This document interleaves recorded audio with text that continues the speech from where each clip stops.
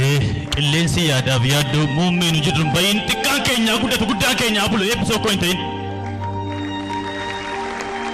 Inni karaa duraarree bulchee komii waraabuutiin lafa barisiisu mana yaalaa deemee waa'ee dhibee sammuu ogeessaa mariisisu. Qacceen warra abaarsaa oortee warra raatu uumaa dheekkamanii bakakkaa sodaatu.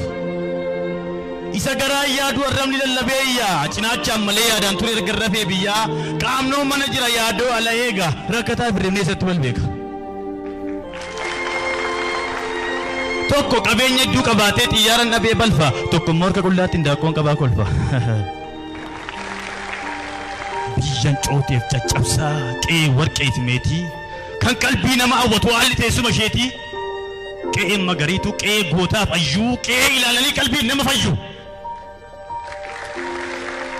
Kan qabdan warri ciccitanii xittanii roorroon qabaa as geessan didaa warri hayyootani nu warri haayilee fidaa. Odeessaan oduun dhabu goota garaatu beeka harka fuudhee ulfaatu ashamaa warra leeqa. Hiikaa fi mi'aa isaa sirriitti hubatee itti cabeetti du'eetti illee gubatee gadheef jattuu meeqaan waan itti argeef dararaa warra naqamtee kanaaf oromummaan marara.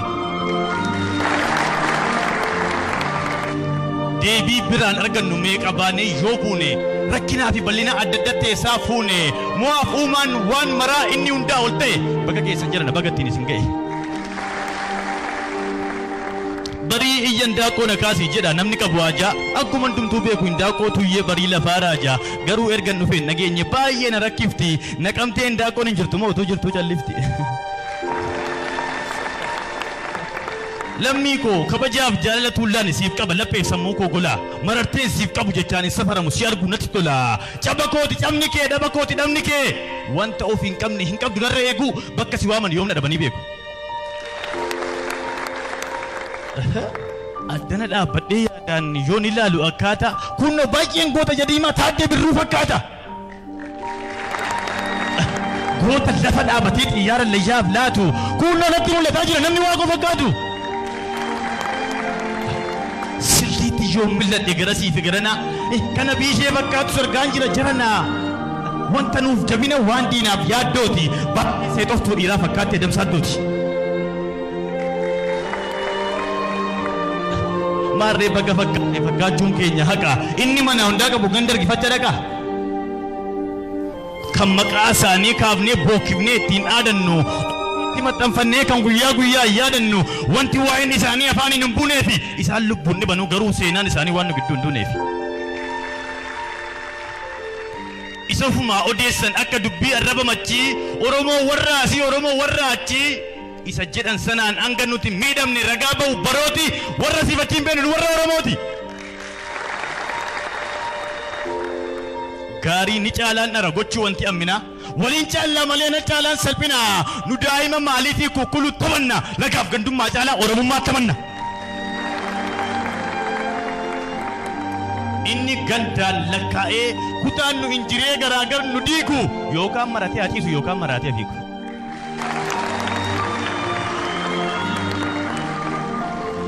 Indaraaran bilchaatu rifeensaa yoon na dhibee imbala keessaa roobu moluu abboon na dhibee kan qarmii namaan seenne du'a weenniin na gubee. Oromoo inni kottoonfatee cabaaf du'a keenya eegu walumatti malee adda addatti nu beeku. Oromummaan hundeedha injijjii waalli hundeen tolee jennaan omaan tobbaalli. Dogoggora bicuutiin muddamanii rakkatu of eegnaa mucuca akka qoosaatiin galma yaadan hanqatu. Rakkoo qaawwoo fi eenyutu namaaf eegaa abbaatu cuqqaalata abbaatu fala beeka. Akka baay'een yaadetti saba koo iddi keenya citeera orree baay'achuu miti duunee lafee keenya yurirmi nyaatee fixeera. Bar tokko bidda buusanii ta'anii nu ilaalan bar tokko hadhabatti mormaa gan nu awwaalan bar tokko yakka malee hidhaan nu luqqisanii bar tokko qe'ee keenyarraa humnaan nu buqqisanii.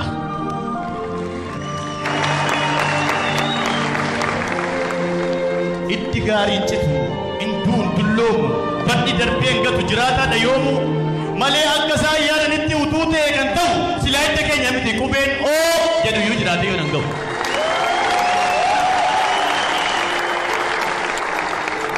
Nu balleessuuf gaaf tokko takkumaa gad hin teenye saba koo akka rabbiitiif jiraanne yoo nageenya. Egaa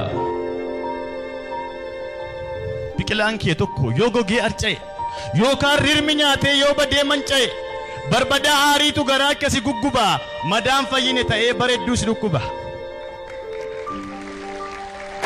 Kanaafuu yaa michuu koo oromummaa koof kee kana jaalalaan ijaaree kan kunuunsu siifana. Oromiyaa armee uumaatti harka qabiiti imimmaan lolaasii iyyii lallabiiti. Ilmaan keef kadhadhu yabbuu irbuu keetii akka isheen hin haphifne waliif duuluu dhiiftee walitti duultee akka isheen hin salphifne. Rakkoo kee hundumaa uumaatti ifaan ibsiiti inni baay'een kadhadhu cimsiiti. Kadhaan fala daydiisi yaada kee yaaddoo firuu ilmaan kee waltaanaan rakkoon tokko hin jiru. Kadhadhu armee kadhadhu rabbii kee abshir as geessee immoo waan taatu hin kutin abdii kee.